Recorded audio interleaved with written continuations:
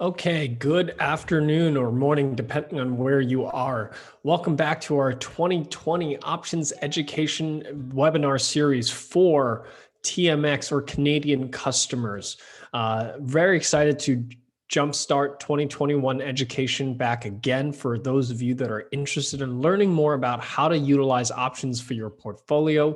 This year, we are going to take a focus a little bit more on the more advanced side in terms of topics.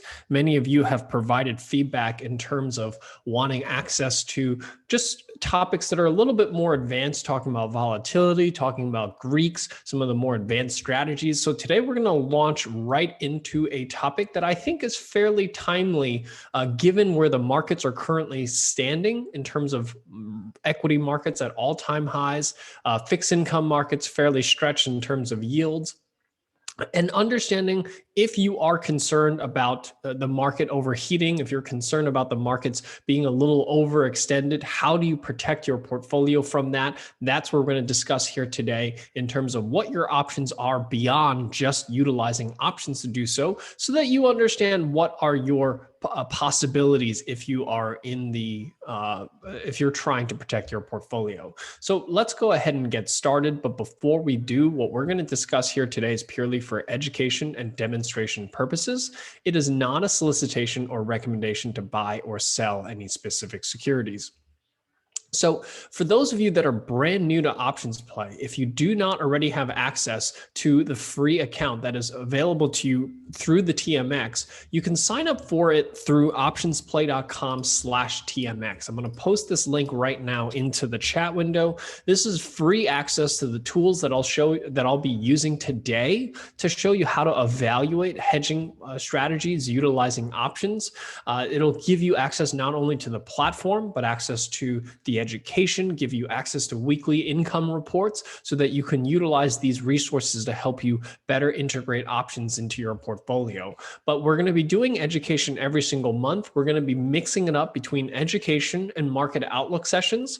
What we want to do is provide you with not only the theory of how to trade and utilize options in your portfolio, but also provide you with some insights into the market. So today we're going to be covering how to protect your portfolio against a market correction using options. Next month on March 10th, I'm going to be doing a market outlook series. This is where I'm going to have a guest speaker, Chris Tome. For those of you that joined us on the Options Education Day last year in, I believe it was April or May, Chris spoke at that. He talked about utilizing cover calls and cash secured puts. So I'm having him join me on March 10th to discuss the broader markets. We'll take a look at where equity markets are sitting. We'll take a look at the different commodities, the different sectors. We'll look at interest rates, we'll look at economic indicators, and if we have some opportunity to share some ideas with you, we'll be doing that during the market outlook session. And then I'm doing that same thing again here in April with another special guest, Steve Sosnick. Many of you know Steve because I've had him as a guest last year on our market outlook session. Steve Sosnick is the chief strategist of Interactive Brokers, very large global firm. He provides a lot of insights across multiple asset classes. So I'm really excited to have him back here in April to discuss markets again. This is designed to help provide you with insights into how strategists like us view the markets and how we utilize options to position for the different outlooks that we may have in the broader markets. And then in May, we're going to be doing another virtual options education day.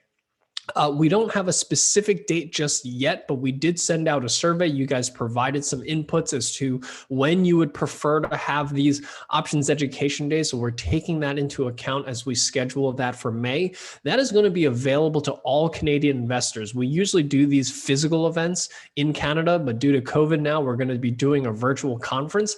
This is actually better, in my opinion, because we can invite more attendees and we record everything so that you have access to the slides and the recordings afterwards so that you can take the time to review everything after the fact before you integrate these strategies into your portfolio. So Today, what we're going to do is we're going to spend a little bit of time and first give you a glimpse into what I'm going to be talking about during the market outlook sessions, because I'm going to give you a sense for where I currently view the Canadian markets. Then we're going to take a look at portfolio strategies in a recession. So how do you actually think about positioning your portfolio if you're concerned about a pullback? Now, I don't think we're really concerned about a recession as much as we may be concerned about a market correction. So then we'll talk a little bit about what are your portfolio hedging strategies. What do you have as your option? What if you are going to utilize options to hedge your portfolio? How do you go about doing so? Well, we're going to talk a little bit about the stages of a market correction, because you want to make sure that you time your hedges correctly. So it's important to understand the different stages of a market correction so you don't pull the trigger too early, and you also at the same time know when you might want to get out of a hedge. And then we'll talk a little bit about what are the optimal portfolio hedges depending on how large of a correction you might be expecting in the broader markets. And then we'll try to go through as many examples as possible, real examples, so that you can see not only how to apply what we've learned here today, but show you how to utilize the tools so that you become self-sufficient in being able to utilize these strategies in your own portfolio. You know, I tend to find it's one thing to listen to someone else do it. It's a whole nother thing to be able to do it yourself. So that's why we record these sessions. We use the tools that you have access to demonstrate so that you can rewatch and then look through it on your own and be able to replicate this and become self-sufficient in your ability to hedge a portfolio on your own using the tools that are available to you through TMX and OptionsPlay. And again, because TMX has paid for all of this, all Canadian investors, you have access to this free of charge. This is one of the best things I think for Canadian investors, that TMX is, has this initiative not only on the technology side, but also on the education side, so that you guys have access to this. So the primary thing I want to help investors understand from today's session is really how can I efficiently hedge my portfolio against a major market correction. Now, I will also talk a little bit about if you're expecting a relatively small market correction of just maybe perhaps a few percentage points, how do you utilize options to hedge that exposure? So we'll talk a little bit about both possibilities here. So my name is Tony Zhang. I'm the chief strategist here at OptionsPlay. And what I want to share with you are my insights into not only where the markets are sitting and how I expect a market correction to play out, but if you are also in agreement with me, how do you go about positioning yourself for that market correction? Now, before I jump into all of this, I just want to clarify.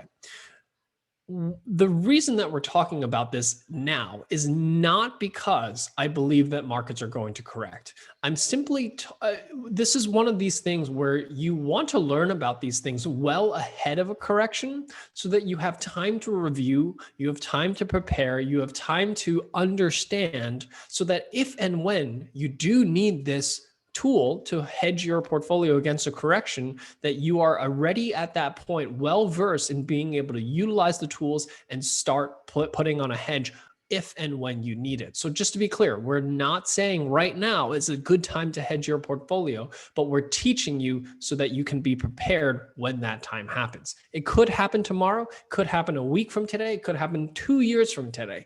I can't tell the future, neither can you, which is why it's important to prepare today. So we'll start off by taking a look at the market outlook. Now, this is the TSX 60. This is XIU. Many of you are familiar with this ETF. It tracks the TSX 60. What's interesting about this particular chart is that just last week, we broke out against a major resistance level of $27, which is the high that this index put in, or this ETF put in, right before the coronavirus sell-off. So it was sold off from about $27 down to about $17.50 during the coronavirus sell-off. And since then, it's taken pretty much about a year to climb its way back to this level. A few weeks ago here in early January, it reached that level, tested that level, but got rejected, and just last week started to break out above this level. So this is a fairly significant event, in my opinion, for the TSX 60, for the fact that we've now broken back above February 2020 highs. That is significant. Now, let's take a look at the chart on this particular breakout. On the weekly chart, you just have the first week basically on the breakout here. The weekly chart so far, reaching almost up to the $28, but pulling back a little here. The one thing I am a little concerned, now this is not a major concern, but this is just something to keep an eye out for. The fact that we've made a new higher high on price, but momentum did not confirm that. That's the first sign of negative divergence. Now, negative divergence in itself is really not too big of a concern in itself. Usually negative divergences can resolve themselves relatively quickly. However, if you have negative divergence that goes on for weeks or months on end, that could signal some concerns about the broader markets. We had a similar type move here, as you can see, when the stock made a higher high, momentum no longer confirmed those higher highs right before that major sell-off. Now, just because this small amount of major divergence or negative divergence does not mean that you're going to get a big correction. Most negative divergences will correct themselves usually through a fairly small correction. But we see the same thing here again on the daily chart as the XIU broke out to new highs above 27 and reached almost the $28 level. Momentum did not confirm those new highs. Those are some of the warning signals that you typically see near market tops. Now, these types of, again, corrections, these types of negative divergence could resolve themselves with just a small pullback here into the $27 range, maybe retest this level as support and then continue moving higher. So I'm not expecting just from that alone a major correction. But the fact that we broke above $27 on XIU is significant because this resumes a larger bullish trend here, because remember, we had a bullish trend here. You have a double top, and now we've broken above that double top. That's a bullish pattern here. So and this is on a weekly chart, a significantly bullish pattern here going upwards. But in the short run, you could see a little bit of a correction here, maybe even pull back a little bit below the $27 level before it continues moving higher. So that's where we currently sit from a broader equity markets perspective. And this largely lines up with what we're seeing in global equities around the world. US global equities resuming its moves higher. If you look at the Asian Pacific countries moving their higher, Europe not as high. Europe actually lagging behind them from an international equities perspective. But XIU has been relatively weak compared to the US markets, but over the past few weeks started to come back to life here. So we're seeing quite a bit of strength here.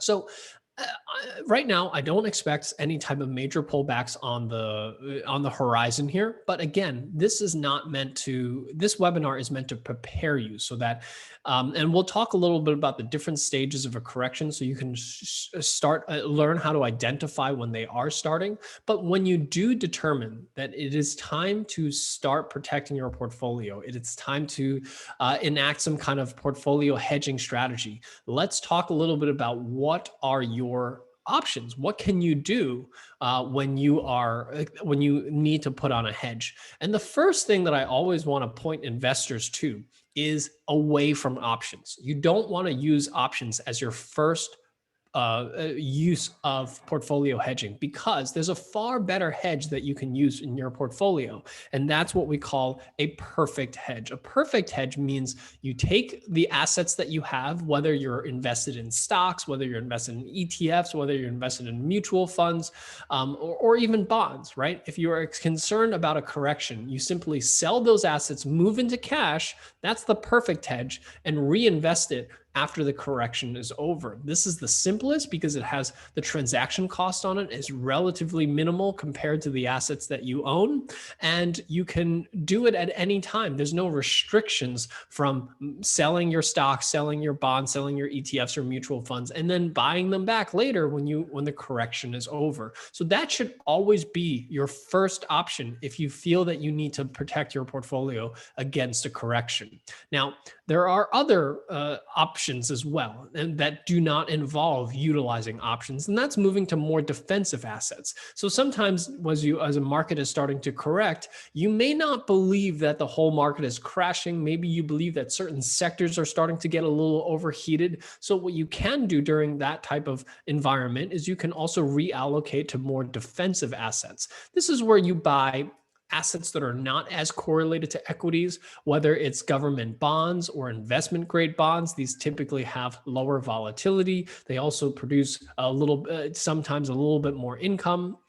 You can also look at more defensive sectors such as utilities, energy, these types of stocks that perhaps provide a little bit more in terms of stable dividends. So you can collect a little bit of yield to offset your positions or your losses there. Or gold is another option potentially as a hedge or reallocating to more defensive assets that are not as correlated to equities. And lastly, if these first and second options do not feel like they're the right option for you, and you feel that you own some stocks and ETFs, but you do not wish to sell any of these holdings.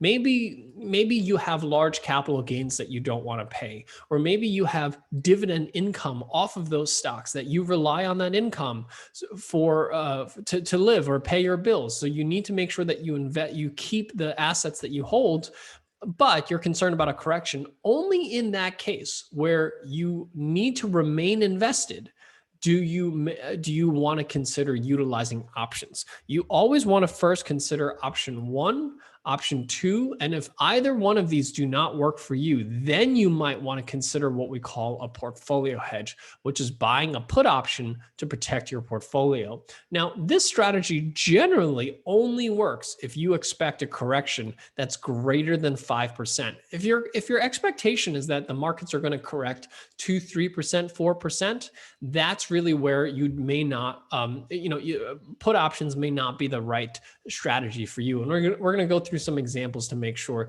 you understand this. But that's really when, the order of events that you should always go through.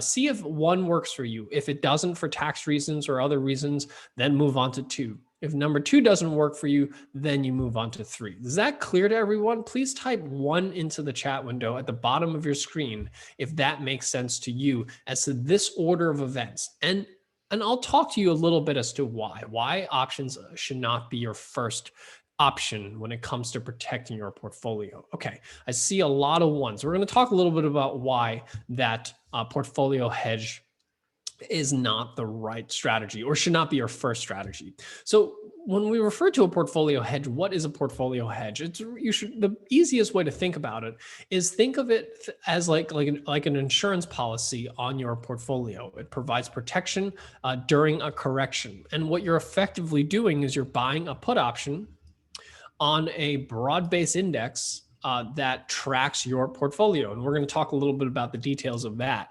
And when you do this, when the market starts to correct, you will have some profits from the puts that will offset the portfolio losses that you have in your portfolio. Now, this is what we call an imperfect partial hedge, meaning you're never going to get dollar for dollar. So sometimes when you buy an insurance policy, it'll cover a percentage of the loss. Some insurance policies might protect 100% of the loss, right? But insurance policies, generally speaking, do not insure you for 100% of the loss. So the same thing with buying a put option. It doesn't provide full coverage. It provides partial coverage. So that's one thing to remember. That's why, number 1, it's not the first option you should choose. But the main reason why options should not be your first choice to protect your portfolio is simply because it's very expensive. So, when we buy insurance for our car or for our home, we buy them all year round because it's relatively inexpensive to protect our house or our car. But if, let's say, it costs you 2-3% of your car's value every single month to protect your car, you might rethink about how much protection you buy or whether you buy protection all the time. Maybe you only buy protection when you're driving a lot, or maybe you start driving less because it's so expensive. Because buying puts on your portfolio is an extremely, extremely expensive proposition, which is why it's a strategy that requires active management and very astute timing. So those are some of the things we're going to go over here today, is how do you actively manage it and how do you time a hedge. Now, before we continue on, I just want to do a quick poll here. If everyone could please bring up your chat window at the bottom of your screen. please type 2 into the chat window if you're brand new to options trading, and please type 3 into the chat window if you have some experience trading options. I just want to get a sense for the audience here in the room. Okay, I see a lot of 3s, but I also see quite a few 2s. So for those of you that are new to options trading, I will point you to a resource after we finish here today as we get towards the Q&A that will provide some resources to give you a little bit more understanding of the option strategy we're going to talk about here today. It's a simple strategy. We're just talking about buying put options, but if you want to learn more, if you're brand new to options trading, at the end, we'll show you how to access this. And for the recording on YouTube, I'll also include a link in the description. But to understand a portfolio hedge or understanding buying a put on your portfolio, I have a very quick and simple illustration. What I have is a stock portfolio. A stock portfolio basically makes money if the markets continue to move higher. So as the markets move higher, you make more and more money on your portfolio. If the market moves lower instead, you start to make more, you start to lose more and more money. Now, in theory, you can have unlimited profits if the markets keep going higher and higher and higher. In theory, you have unlimited losses, but in reality, we call it unlimited losses because in theory, the markets could, every stock you own in your portfolio could move down to zero. Unlikely, but even if it did, it can't go below zero, meaning you can't lose more than what you've invested into the markets. So that is, how a stock portfolio typically looks. It's symmetrical. For every dollar the stock goes up, you make a dollar. For every dollar the stock goes down, you lose a dollar. If we look at a portfolio hedge, what you're doing is you're buying a put option. A put option effectively does the exact opposite. As the markets move higher, you actually have losses in your puts, but how much you lose is capped, meaning whatever you pay for the put, that's the most you can lose. If the market starts to move lower instead, what happens is the put option starts to generate profits. So what happens is if you combine your stock portfolio with the put option, what you get is a payoff graph that looks similar to this. Because as the market continues to move higher and higher and higher, you certainly lose a little bit to the puts. But if the market keeps moving higher, your portfolio will continue to generate profits. So you still have unlimited profits to the upside.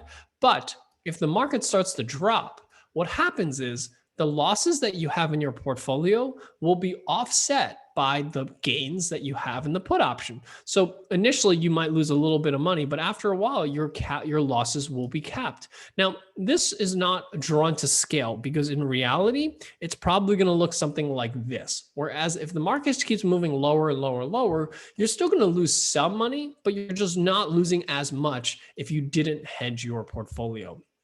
So that is largely what you're going to see. And for those of you that are, astute options traders, you might know that this chart looks very much like another option strategy called a call option, right? A call option has limited losses if the stock goes lower, has unlimited profits if stocks go higher. So this is you can actually replicate a long stock with a long put on your portfolio with simply just a long call. Now, imagine if you were just constantly buying calls all the time as opposed to buying the stock.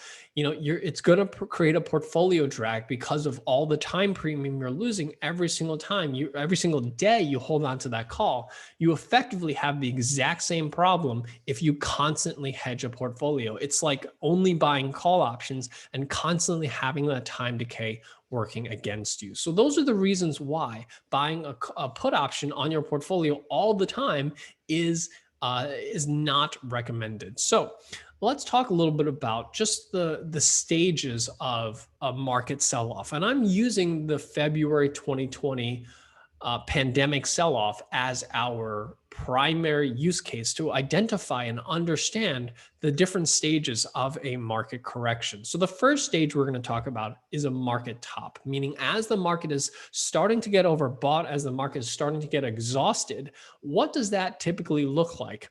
I talked a little bit about that negative divergence. And this is exactly what we saw right before the February 2020 sell-off, as the TSX 60 was making a new higher high in early and mid-February. As you can see, momentum indicators were no longer confirming those highs. We started to see this negative divergence. Now, this type of negative divergence sometimes can last for weeks and even sometimes months, which is why again, when I reference the fact that we're seeing negative divergence from the markets today, in itself, that could go on for quite some time, where you can continue to make higher highs and then momentum no longer make higher highs. So you kind of have this, and this could go on for months sometimes before the market sees any type of correction. So that's why, again, I encourage investors to see this as a warning sign, but that in itself is not a good enough reason to go out there and buy a put option. And it's important to remember that these phases many times can last for weeks or months. But when momentum starts to get overbought, these are other signs that you might see. When markets are overbought, you tend to have some corrections. When they're overbought, you tend to have some corrections. The more of these warning signals you see, the more likely you may get a correction. However, again, these types of warning signals can go on for weeks, sometimes months, before you actually have a correction materialize, which is why you don't want to just at the first warning sign go out there and buy puts. What you want to do instead is, once you see these warning signals, you want to start collecting premium. You can do so by selling cover calls. You can do so by selling credit spreads. You can do so by selling any type of option selling strategies, collecting premium, because what you're doing is you're waiting for that market to actually start accelerating to the downside. A lot of investors will ask me, well, if you wait, then puts are going to be expensive. That's exactly the point. Puts will be expensive, but you don't want to pull the trigger early, because you could pull the trigger early here, lose a lot of money from buying puts, pull the trigger here, lose a lot of money buying puts. And perhaps sometimes, when you do this multiple times unsuccessfully, you end up you stop buying puts when you really need it. Instead, what you should do is, once you see these warning signals, once you see that markets are overbought, once you see the markets are overbought multiple times with negative divergence, sell cover calls, sell credit spreads, collect the premium, because when the market starts to accelerate to the downside, those puts will be expensive. And what you want to do is you want to use the premium that you've collected over the past few months to help you pay for those puts. Now, just to put this into context, a lot of investors have been asking about frequency of different pullbacks here. So just to give you a sense, since 2000, we've had 254 months since 2000, and the number of months where we've had a decline greater than 10% has only been 4 times, which is 1.57% of the time. A 5% decline is about 24 times, which is about 10% of the time. And only and a 2.5% decline, which is a very, very small decline, has happened 50 times, which is about 20% of the time. So when we talk about hedging, we're really concerned more so about these types of corrections. And look at this. We're only talking about no more than about 10% of the time. Do you have any type of correction where it even makes sense to buy a put option? So think about it. 9 out of 10 times that you are concerned about a pullback, you're likely going to be wrong on that. Just pure statistics. There's nothing to do with your market timing or anything like that. Just pure statistics. Market only pull back 5% or greater 9.5% of the time, which means that the vast majority of time, if you just go buy puts every single time you're concerned about a market pullback, you're likely going to be wrong a lot of those times, which is why I always encourage you, don't buy puts. But when the time happens, right, and they happen less frequently, but when they do happen, then you might want to buy puts. It'll be expensive, but if you collect premium the other 90% of the time, you're going to be able to collect enough premium to help fund those puts. Now, exactly when do you actually then go and buy puts? Then this is really where you can start using different moving averages to help you time a correction and just give you a sense for how serious of a correction that you're in. Usually the first sign of a correction starts with the the market breaking below a small moving average, like a 20-day moving average. A break below the 20-day moving average is the first sign that, markets are getting a little bit weary right now, but usually we need to see a break below the 50-day moving average to really see some acceleration here to the downside. So this is just to give you a sense for the sell-off that we had in the during the pandemic. So the high here was, I believe, February 19th. That was the high. Whoops, the high here, I believe, was February 19th. So as you can see, 2 days later, we were now, the first day, we were just above the 20-day, or I'm sorry, the first day, February 20th, we moved below the 20-day moving average. The second day, we moved below the 50-day moving average. This is, just to be clear, just so I can make this clear, this is the 20-day, this is the 50-day, and this is the 200-day. The different colors. So on the first day, we broke below the 20-day moving average. The second day, we broke below the 50-day moving average. When you have quick successive moves like that, that's usually a pretty solid sign that you should be concerned about a fairly major sizable correction here. And as you can see, 1, 2, 3, 4 days later, the market was below the 200-day moving average. So with the quick amount of time, you broke below the 20, the 50, and the 200-day in just 4 trading sessions. That is a very fast move, and that is usually a good sign that things are turning south here. Now, what you did have is a pullback to the 200-day moving average before getting rejected. That's I would say, a last confirmation that investors may need that you're entering a bear market. You're entering a major market correction where you really need to think about reallocating your assets, being more defensive, or buying puts on your portfolio. So you can also scale into your positions, right? So maybe you have a $200,000 portfolio. Maybe you only protect a small portion of it here, another portion here, and only after you have the break below the 200-day moving average do you put on a full hedge. You can scale into the trade itself. So that's one of the ways that you can determine the start of a market correction. And then the second thing you want to do is understand, when do you want to take off the hedge, right? So you buy these puts, how long do you hold on to them for? This is really where one of the best indicators of a potential market bottom comes from volatility-based indicators. Now, I'm going to use the VIX in this particular case. Many of you, follow the S&P 500. The VIX is the 30-day implied volatility of the S&P 500. Now, while the S&P 500 is not the exact same thing as the TSX 60, they are very heavily correlated. So I do think it is appropriate to utilize the VIX sometimes to help you time a market bottom here, even for Canadian securities. And what you generally tend to find is that, at the capitulation, at the market bottom, when the market is kind of done selling off, there's no more supply in order to sell. That's really when markets tend to capitulate and we tend to get to the bottom.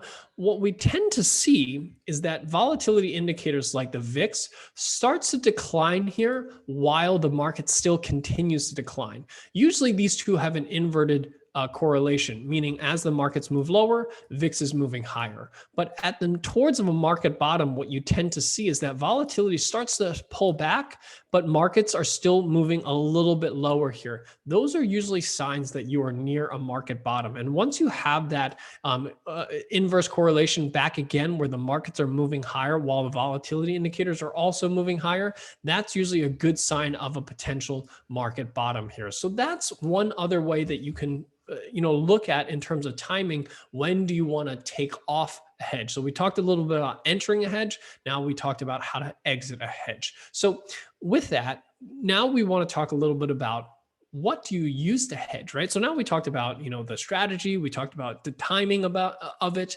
Now let's talk a little bit about mechanics of what instrument do you use, what expiration date, what strike price. So as far as hedging instrument goes, you always want to pick an index or ETF that correlates with your portfolio. So This is really where each of you have to go back and do a little bit of homework and look at your portfolio. Look at what do you hold in your portfolio. Now, there are a lot of different tools. Most brokerage firms provide you with certain tools, or what we call kind of like X-ray tools. These are tools that basically show you kind of what the makeup of your portfolio is. Do you have large cap stocks? Do you have growth stocks? Do you have technology stocks? Where do you have exposure? Because what you want to do is you want to buy an index or use an index that's closely correlated to your portfolio. So if you have what we consider a well-diversified portfolio and fairly large cap names, then you can use an index like or ETF like XIU, the TSX 60 index. But maybe for some of you, you look at your portfolio and you have an extremely energy-focused portfolio. You have a lot of energy stocks. Maybe you work in one of the energy stock companies, so you accumulate a lot of energy stocks. Then you might want to use XEG, for example, the TSX Capped Energy ETF. You always want to pick something that's closely correlated to your portfolio. Does that make sense? Please type 4 into the chat window if that makes sense to you. Of evaluating your portfolio and finding an index that closely tracks your own portfolio. Once you've identified that vehicle, now let's talk a little bit about expiration dates and strike prices before we look at some examples. So first, we look at selecting expiration dates. So as far as selecting an expiration date, this really comes down to how big of a correction do you expect it to. So when you see a strong economic recovery that like we're seeing right now, it's probably unlikely that you see those 20-30% declines during a strong economic recovery. If anything, you see these quick 3 to 5% moves, that we see happen about 10% of the time. Those are the types of corrections that you're generally most concerned about. So when you have small corrections, this is one of the few times I advocate investors to use what we call shorter dated options when you're buying an option, especially a put option. This is usually 1 to 2 weeks out because these corrections typically last relatively short amount of time. And what you want to maximize is the protection level that you get. So when you choose very short dated options, you're maximizing gamma. You're maximizing the leverage ratio that accelerates in your favor as the markets continue to correct lower here. And the benefit of a very short dated option here in this particular example is that these hedges tend to be relatively inexpensive. We all know that buying puts is extremely expensive. So one of the best ways to offset that is when you're expecting a small correction to use a short dated option, which actually have higher gamma, which works in your favor if the market starts to accelerate lower, and it's relatively cheap. Now, when you're in a recession, when the economic indicators are starting to turn lower, when you're concerned about, the overall economy going into a contraction, and you're concerned about that 5, 10, maybe 20% correction here, that's really when you want to use a longer dated option, about 2 months or greater. And the goal of those longer dated options is to minimize time decay, minimize the cost that you're paying to purchase that hedge per day by buying a longer dated option, because every single day you hold on to a longer dated option, you're losing less than if you hold on to the same option that's relatively shorter dated. So that's really why when you're choosing expiration dates, you have to look at what's the broader context? What's the context of the broader markets? Am I expecting a relatively small, quick sell-off just to for the markets to bleed off some momentum so that it can continue to move higher? Or am I concerned about a larger term structural economic downturn here? Because that's going to help you pick an expiration date. And then when it comes to strike prices, you just like insurance policies, you can choose how much coverage you want. So when we're talking in insurance terms, we usually think about things like catastrophic insurance versus comprehensive insurance. So I'm going to use those same terms here. So catastrophic insurance is really only to protect you against a major downside correction. This is where you're buying out of the money put options. Usually a 30 to 40 delta put is a good place to start. And this is where you're usually costing you anywhere from about 1 to 3% of your portfolio value to buy a catastrophic insurance. And just like, catastrophic insurance policies are significantly cheaper, but they only provide protection in some type of big event. On the other hand, you can buy comprehensive insurance, which provides you pretty much protection in any downside correction. This is where you're buying an in-the-money put. 50 to 60 delta is usually a good starting point here for in-the-money puts, and this will cost you substantially more, usually about 3 to 5% of your portfolio value. So imagine losing 3 to 5% of your portfolio in a single month because the markets did not correct and you bought puts. That would really hurt. That would certainly put a serious drag on your portfolio, because if you did this 12 times a year, let's just say it cost you, in this particular case, 4%, right? 4% of your portfolio. If you did that 12 times a year, that's 48% of your portfolio that's lost to paying for insurance. Imagine if you lost 48% of your home's value insuring it every single month. You would never do it, right? You would probably just take on the risk of having your house, because every single 2 years, you're effectively buying a brand new house and insurance policy. So this is why it's so important to understand that buying puts are expensive. You need to understand how to time it. And you also need to learn how you can offset some of the cost of buying those puts by doing things like selling cover calls and collecting premium now. So remember, constant hedging. If you were to buy insurance policy on your portfolio every single month, it's not cost efficient. It's going to cost you so much that you're actually going to effectively lose your portfolio over a relatively short period of time. So this is one of the few times where I consider, in life in general, that it's better to be late than early. It's better to actually wait for the correction to start to happen. Know that you need it. You're going to pay more for it, but know that you need it, and only hedge when you're actually confident that the markets are starting to correct. But because puts are so expensive, you can offset some of those costs by selling cover calls, selling credit spreads, and doing so whenever you feel that you're no longer bullish on the markets. Because you could be not bullish on the markets and be in that phase for a period of time. Like I said, market topping formations can happen for weeks and months. During those few weeks and months, collect premium, because that's going to help you offset the cost of buying those puts. And just remember, whenever you're thinking about better overall protection, you buy in the money puts. If you're looking for more catastrophic insurance, you want to buy out of the money puts. So let's turn over to OptionsPlay, because I want to show you some examples here. Whoops, looks like I've got logged out here. I'm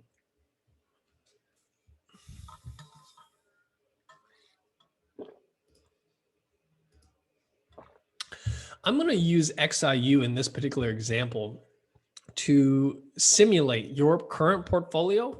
And then what I'm going to use are 2 put options to simulate the catastrophic insurance and the comprehensive insurance. Now, for those of you that are brand new, this is the OptionsPlay tool. This is a tool designed from the ground up to try to make your options trading as easy as possible. Understand a better way to analyze and explore and find strategies that make sense for you. But for now, I'm going to use XIU, which is the broad-based TSX 60 ETF. I'm going to use that to mimic my portfolio.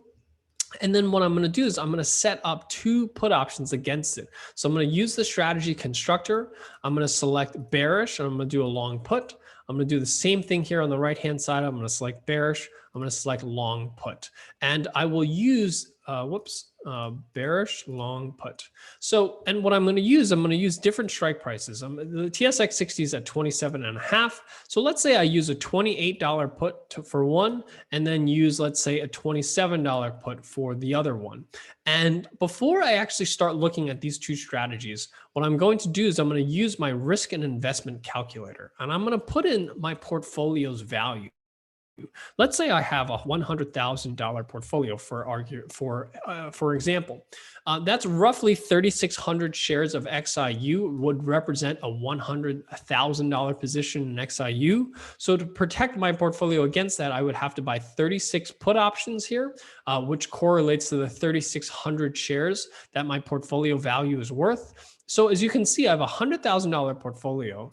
To buy what we consider catastrophic insurance would cost me $1,600, which is 1.6% of my portfolio value. Now, I'm actually going to modify this. I'm going to change this to April, just so that we have a monthly option to look at.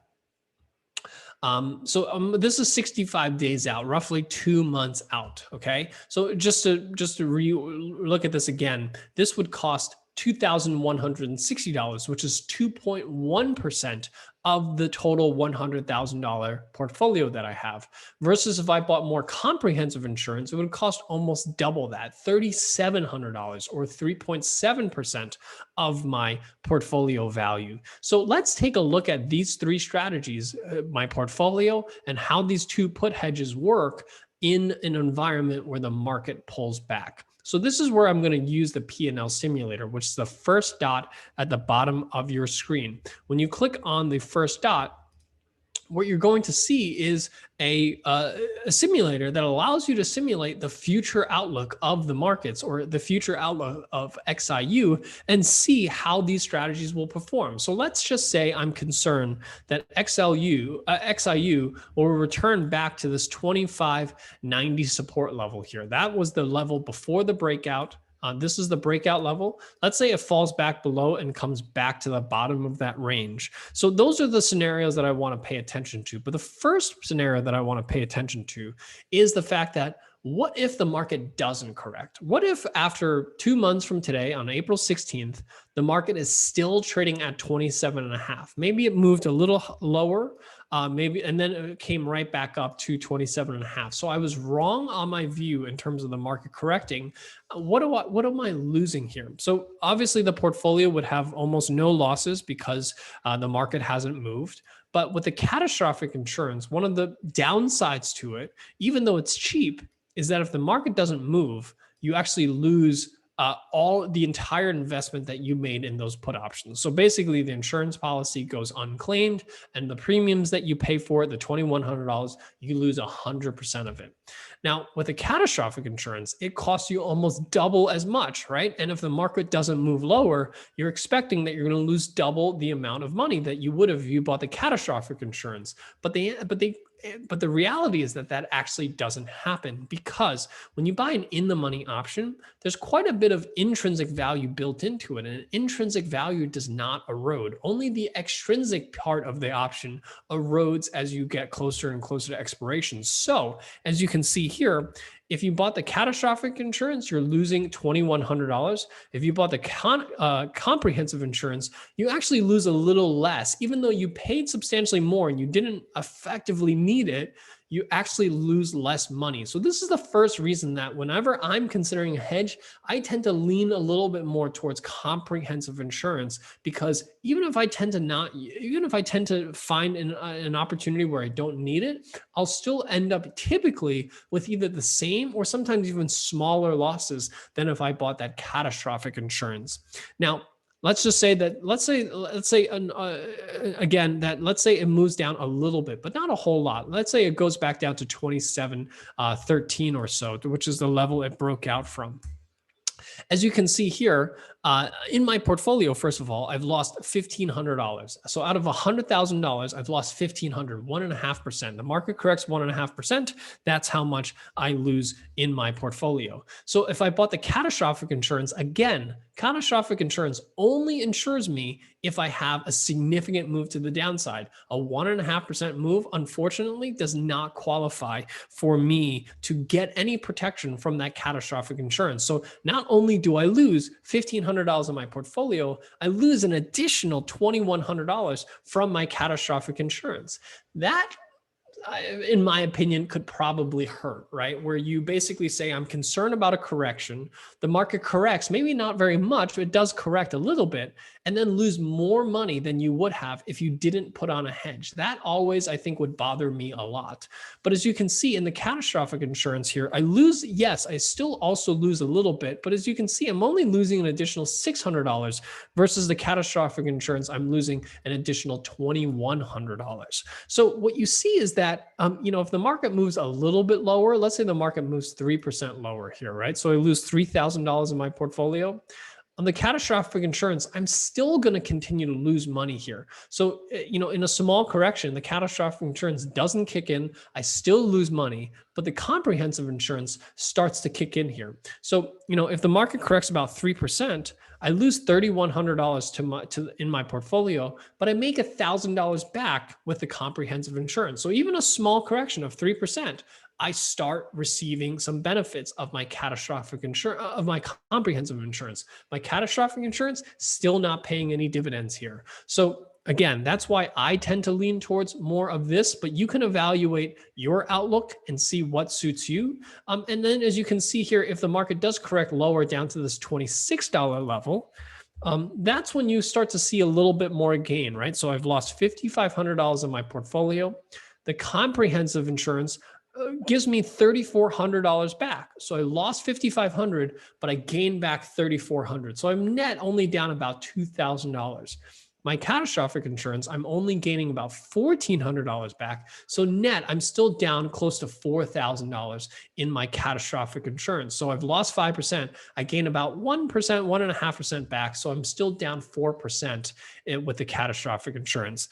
Now, if the market keeps moving lower, right? So this is really where you're concerned about a major market correction. So we're basically breaking back below these levels and maybe retesting 24, 25. We're really getting back to, the levels that we saw here in October and September. If we get back to this 24.80, 24.40, that's when we really start needing protection here. So I've lost $11,000 in my portfolio, but I gained $9,100 back with my comprehensive insurance. Here again, my delta between the losses that I have in my portfolio and what I gain back in my comprehensive insurance is just $2,000. So whatever I lose on my portfolio, I'm going to gain everything except for about $2,000 back with my comprehensive insurance. My catastrophic insurance, this also starts to kick in at this point, but I've lost $11,300 in my portfolio. I gained $7,200 back. So again, my net delta between the two is roughly $4,000. So basically, if the market keeps going lower and lower and lower, all the way down to zero, you're going to find that the difference between this and the comprehensive insurance is going to be roughly $2,000. And the difference between your portfolio and the catastrophic insurance is about $4,000. So, you pay, and it's largely, the difference in terms of what you pay here. And that gives you a sense for how you can evaluate a portfolio against a market correction. And you can do this for any ETF, right? So if you own XEG, if you own, a energy focused portfolio, XEG, you can do the same thing here for an energy focused portfolio. You don't have to do it just for XIU. You can do it for whatever strategy or whatever index that you use that closely mimics your portfolio. I'm actually not sure if XEG has options listed on them. I didn't actually check, but we will take a look at that here. I'm not sure why XEG wasn't loading. No, there's no option. There are options on XEG. I'm sorry. So XEG, it's a low price stock or a low price ETF. Sometimes low price ETFs are trickier to find strike prices because simply the distance between 50 cents on a $6 stock is a significant amount. You're talking about strikes that are basically 10% in the money or out of the money. Sometimes those are harder to find. So you really have to find an ETF that is typically of slightly higher value in order to really find the right hedging exposure, if you will. I tend to find that $20, $30 is usually the minimum of which you can usually find suitable option strategies. So be careful of that. I know a lot of the Canadian ETFs trade at lower values. That makes it sometimes a little harder to find option strategies for those. So with that, that covers what I wanted to share with you here today. I hope that this was helpful in giving you a better understanding as to how you can utilize options to hedge your portfolio against a market correction. presentation. And again, for those of you that joined us late, if you want access to the tools I showed you here today, it's free of charge. You can go to optionsplay.com/TMX to register for that account. Again, the education, the platform, the different weekly reports that we send out to you, it's all free of charge, courtesy of the Toronto Montreal Exchange. So with that, what I'm going to do is I'm going to open this up for Q&A. Now, at the bottom of your screen, you have a chat window and you have a Q&A window. Please bring up the Q&A window. You can type in your questions on that screen and I'll answer your questions off the Q&A window. Raymond, good afternoon and welcome back. Chris is saying, hi, Tony, what charting software are you using for the presentation, if I may ask? So the charting software that I'm using was TradingView. I can link that in the description in the YouTube recording that we post out as well. So if you're interested in my charting package, now I'm not trading through that. I'm only using it for charting, just so you know, Chris. But I will post a link here in the chat window. I'm sorry, in the YouTube description with the recording. Is there a way to view both last week's Canadian and US sessions? So the US and Canadian sessions are separate. I know we have separate YouTube channels for each one. If you go to OptionsPlay, youtube.com/OptionsPlay, that will be the US channel. And I will send out the recording with the Canadian channel here in about 30 minutes or so after we finish here today. What about Bitcoin or other cryptocurrencies to hedge? So, Alan, there isn't a strong correlation between Bitcoin and equities, or the correlation between Bitcoin and equities is not well studied, and it's certainly not very consistent. So I don't think that they're suitable hedges for your portfolio. What are you using for momentum, RSI, stochastics, or MACD? I keep it simple, Dorothy. I use a simple 14-period RSI. I don't like to get complicated. I've been using technical analysis for 15 years. The one thing I've learned is the simpler I can keep it, the more likely that I'm going to be able to be consistent with my strategy. For those of you that have 3-4 different momentum indicators on your screen, I just end up getting analysis paralysis. One thing tells me one thing, the other one tells me another thing. One day I pay attention to one indicator, the other day I pay attention to the other indicator. It's not really a consistent way of utilizing charts for your stocks. Is there an index for cannabis stocks? There absolutely is. I'm trying to think about in the Canadian markets, what HMMJ, is that a US or Canadian symbol? HMMJ, that is a TSX symbol. So HMMJ, whoops. There we go.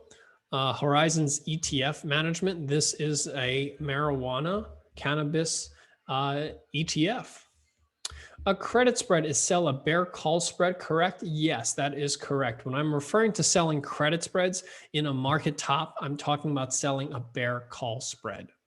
Is there a situation where you would hedge with a debit put spread? So Jock, yes, there absolutely is. So especially when you expect a more modest move to the downside. So I think this is the type of market environment where if I do expect a move to the downside, I might be expecting something more modest.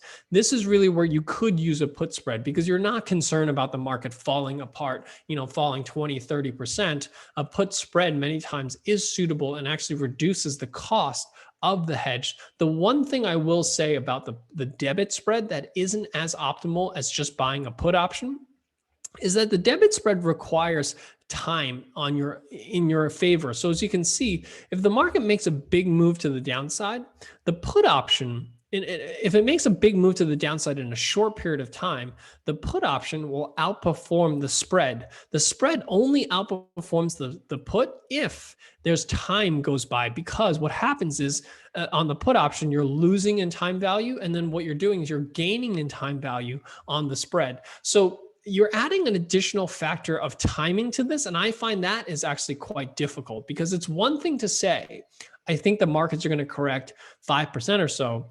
It's a whole nother thing to say, I think it's going to correct 5% or so in exactly 1 month. That's much, much harder to do. And from my perspective, to gain an additional, 20, 30% return, I don't have enough visibility into how fast a market is going to fall apart for me to try to make that extra 20%. I think I'd rather keep it simple and just use a put. And that's why I prefer, when I'm buying protection, just to use a put instead of a spread. Karun is saying, hi, Tony, thanks for excellent presentation. What is your recommendation for a portfolio of long-term holdings? So Karun, that's your own prerogative as to what investments make sense for your long-term portfolio.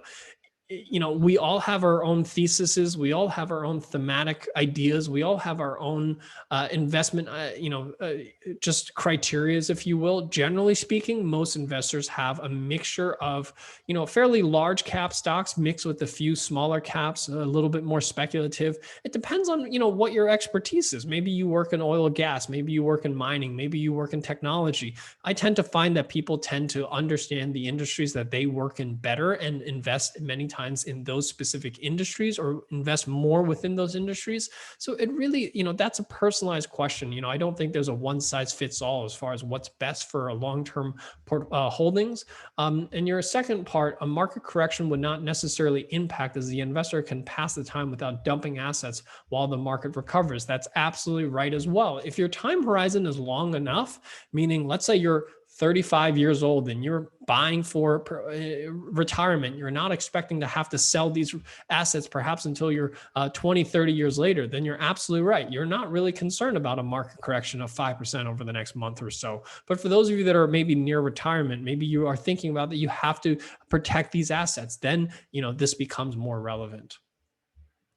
What about US options? So you can trade US options. You can sign up for a free trial at OptionsPlay.com. I will post a link here into the chat window. So for those of you that are looking for US based options, you can sign up for our US based platform. It's not free. You get a free 30-day trial to it, but afterwards there is a membership to use that. Only the Canadian version is free of charge, courtesy of the TMX.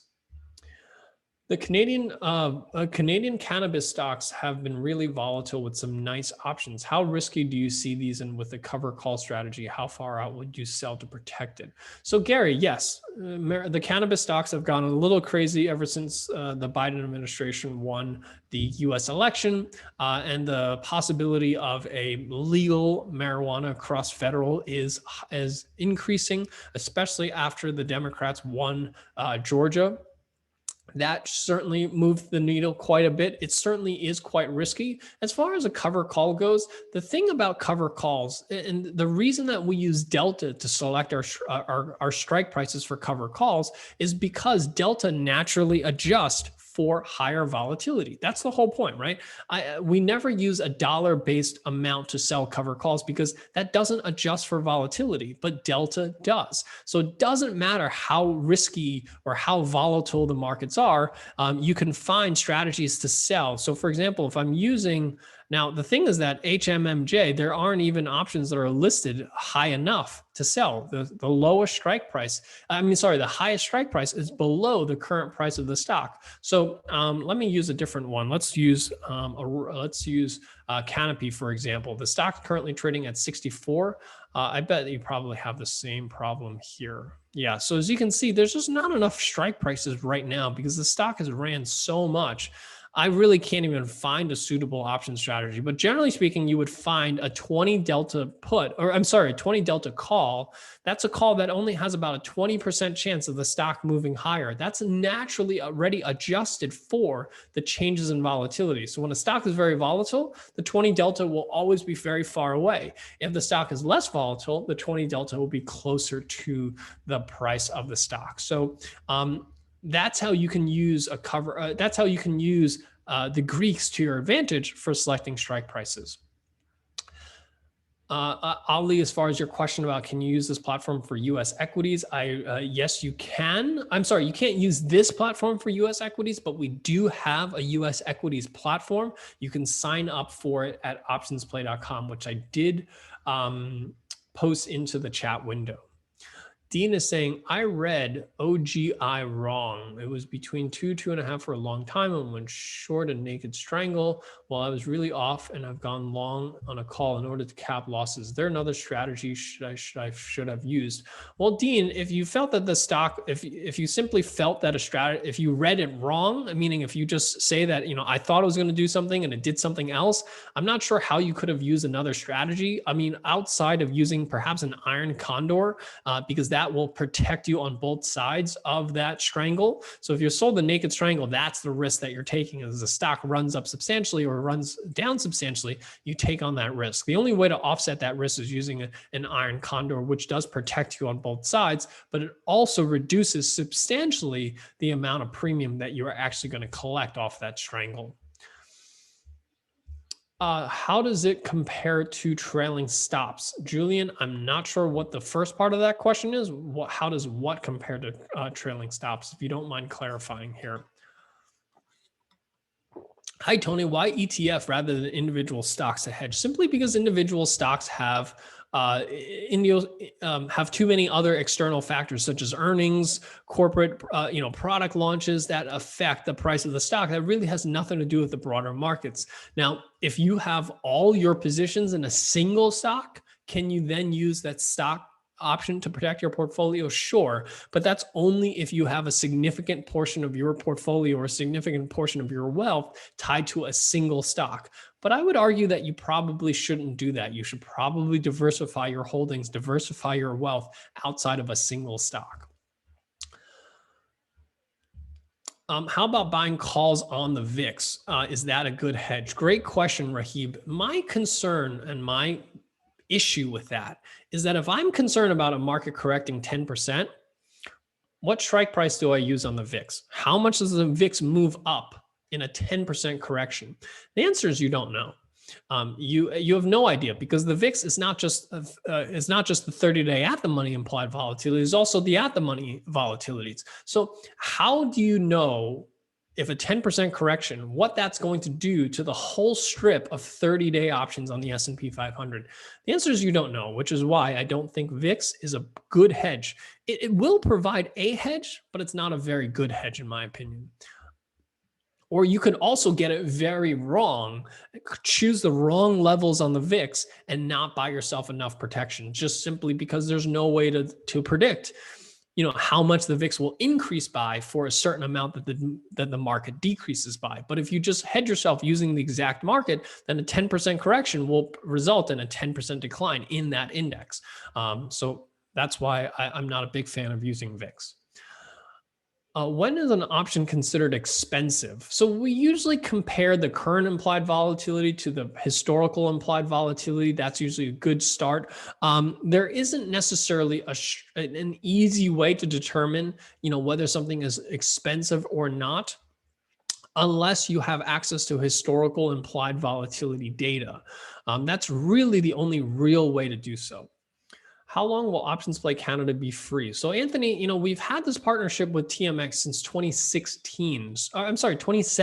So, at the moment, this is a long-term project between OptionsPlay and TMX. We've renewed this contract every single year. I don't anticipate that this is going to be the last year. So I anticipate it's, at least through 2021.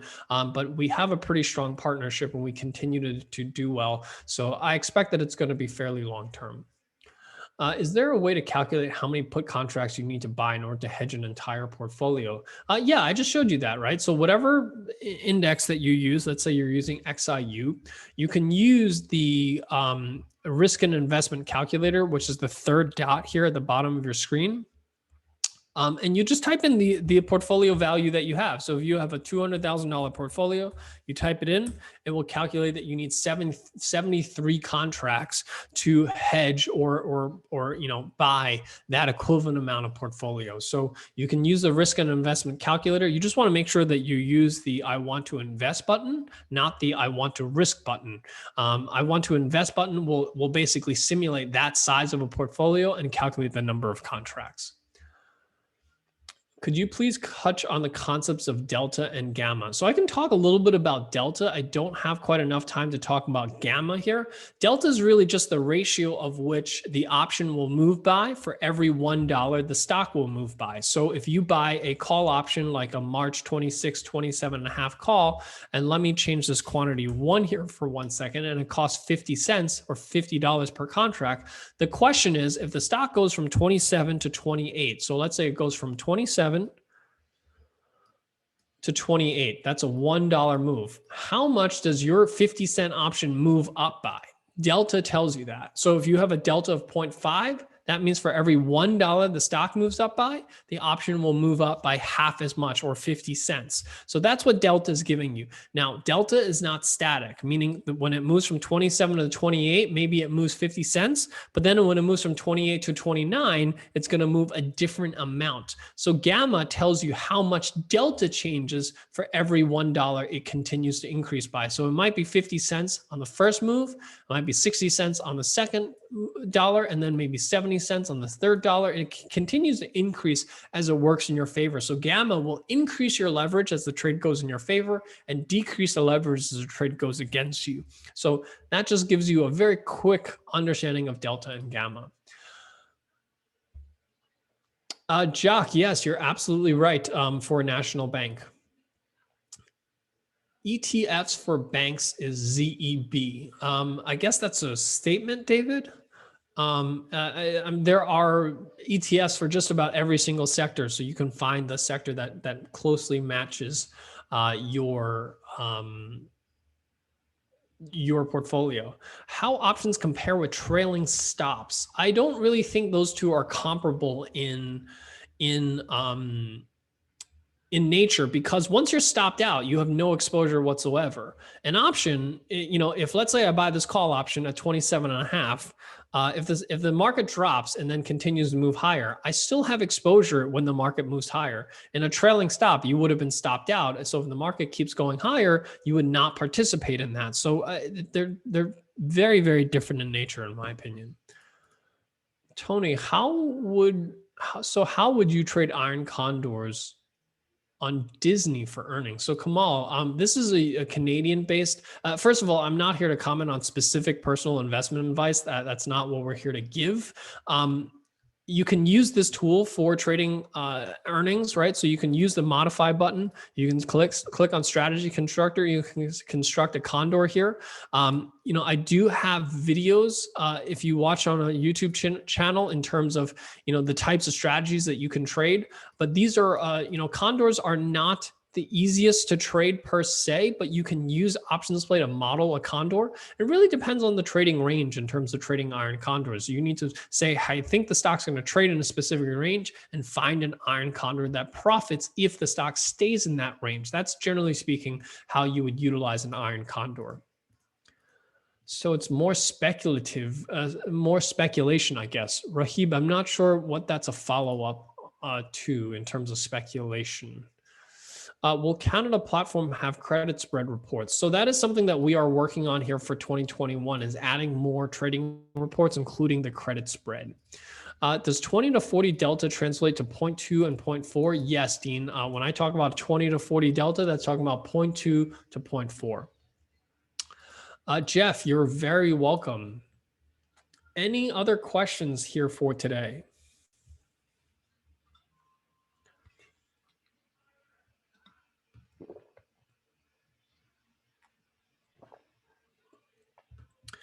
If there are no other questions, I just want to thank everyone for taking the time out here this afternoon. I really appreciate you all taking the time, learning more about this. This is all, we do this to help you better understand how to integrate options into your portfolio. There are times when you need it. There are times when you don't need it. Hopefully we illuminated as to when is the best time to use it and how to go about using it, and showed you how to utilize the tools that you have available to you so that you can make that assessment yourself. The whole goal for me is to make sure that you become self-sufficient in evaluating your portfolios and understanding when you might want to utilize options for your portfolio. So with that, thank you so much. I hope that you guys have a great afternoon, and I look forward to seeing you guys here next month on our next market outlook session, where we're going to discuss, the markets with Chris Tome. Really looking forward to that. Thank you so much. Have a great afternoon, and we'll send you the recording here in about 30 to 40 minutes or so, which will have the YouTube channel, so you can follow us on YouTube, and I'll also include some of the links here below, such as the TradingView charts that some of you have asked for. Thank you so much, and have a great trading day.